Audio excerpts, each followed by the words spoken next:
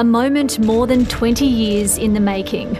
After a mammoth trial spanning 7 months, 240 witnesses and nearly 3,000 exhibits, justice for the families of Jane Rimmer and Ciara Glennon. Bradley Edwards can now be called for what he is, a brutal rapist and a murderer. But the family of Sarah Spiers, whose body has never been found, still have no answers. We will never give up trying to locate Sarah. Sarah and her family deserve justice. What happened on the streets of Claremont has haunted Perth for decades. 3 young women all vanishing in eerily similar circumstances. If it's in Perth, you just don't think it's going to happen in such a small city. It's really quite terrifying. It really is. It's scary. Because it was like, it could have been you.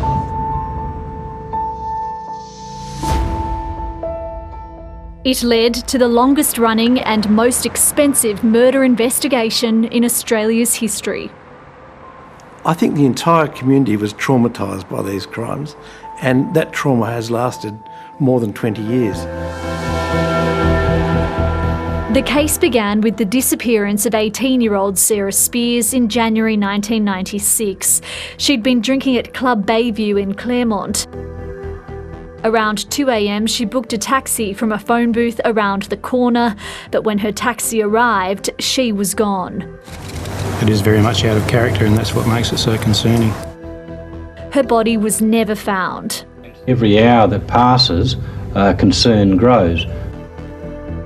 About 5 months later, 23-year-old Jane Rimmer disappeared after a night out in the same suburb. She'd been at the nearby Continental Hotel.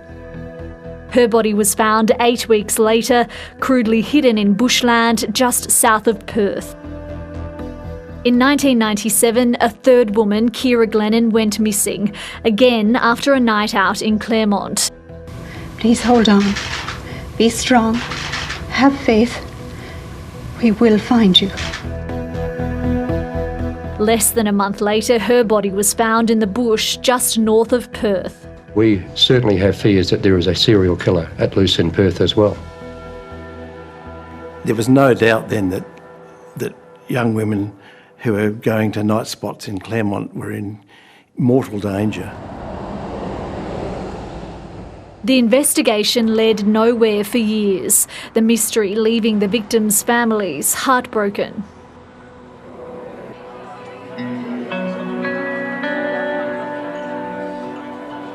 Jane would a larrikin, very funny and joyous. Everyone else would tell her that she was beautiful and gorgeous. Well, she was inside and out, but she never thought that. Yeah, she loved her life.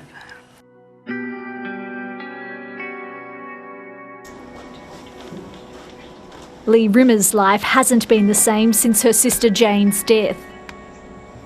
It was absolutely pouring down when she went missing. And all I remember is, I hope she's not out there hurt somewhere, lying in the cold and wind and rain and blah, blah. But she was. Couldn't function properly, just couldn't believe it. Devastating. A real feeling of emptiness. And joining us now from Claremont is the head of the Macro Task Force, Acting Superintendent Paul Ferguson. Do the police have a theory at this stage? No, I don't work on theories, I work on facts. In the 3 years I was there, you were doing door knocks, you were doing DNA collections.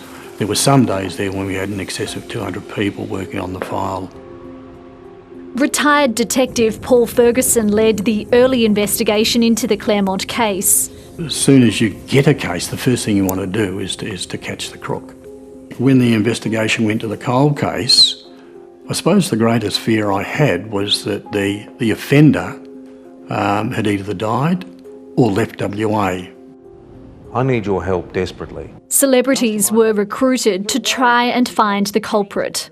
I joined the job, and I particularly want to be a detective because I enjoyed investigations. And probably the best part of a result is when you can go to the family, you can give them some answers. This particular one, I met some very, very nice people, but I couldn't give them answers. I'm the editor and publisher of the Post newspapers. That was a devastating time. You could really smell the fear in the streets.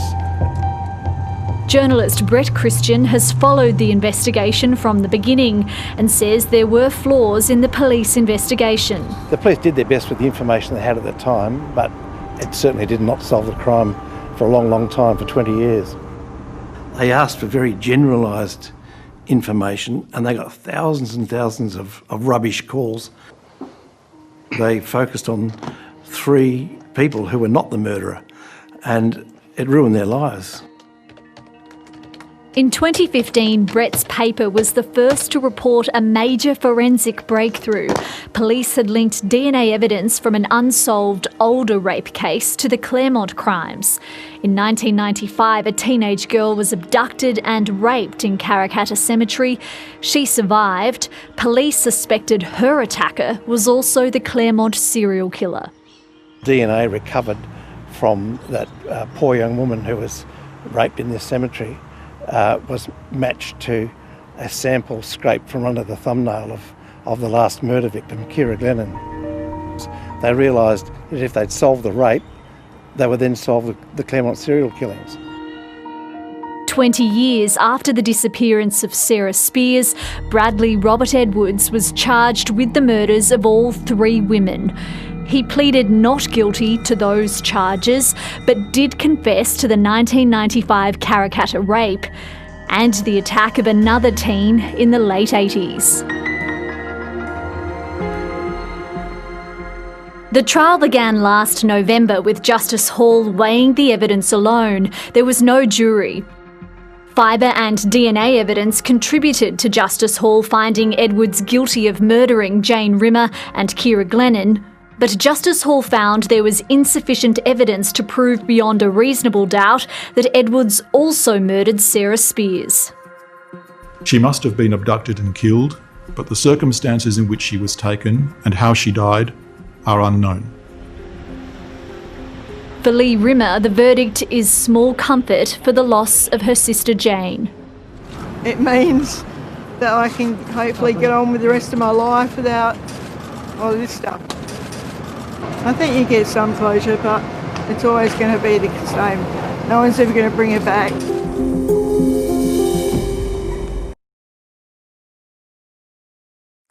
Hi, I'm Lee Sales. Thanks for watching this story. If you'd like to watch more of 730's stories, they are on the left of your screen. And tap on the button below to subscribe and get the latest from ABC News.